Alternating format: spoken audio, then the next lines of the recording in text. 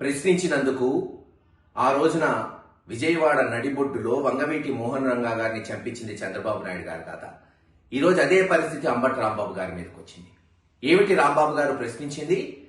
మీరు ఎలా ప్రతిపక్ష నాయకుడు జగన్మోహన్ రెడ్డి గారి ఫ్లెక్సీలు తెలుగుదేశం నాయకులు వేస్తారు అని. ఇప్పటివరకు ఎప్పుడన్నా అటువంటి సాంప్రదాయం ఉందా?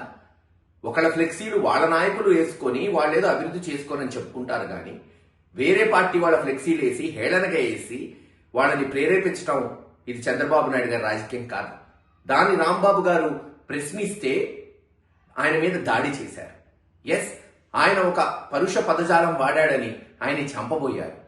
మరి జగన్మోహన్ రెడ్డి గారి మీద బూతులు తిట్టిన అయ్యన్న పాత్రుడు గారేంది, పట్టాబేంది, అనేక తెలుగుదేశం నాయకులు ఏంది, చివరికి చంద్రబాబు నాయుడు గారు, లోకేష్ గారు ఎన్ని బూతులు మాట్లాడలేదు, పవన్ కళ్యాణ్ గారు ఎన్ని బూతులు మాట్లాడలేదు. ఏదో పెద్ద సత్యహరిశ్చంద్రులాగా ఈరోజు నీతులు చెప్తున్నారు. ఎస్, తప్పుడు పదజాలం వాడటం తప్పే. మరి దాన్ని ఖండించాల్సింది చంద్రబాబు నాయుడు గారు కదా. దాన్ని ప్రోత్సహిస్తుందే ఆయన.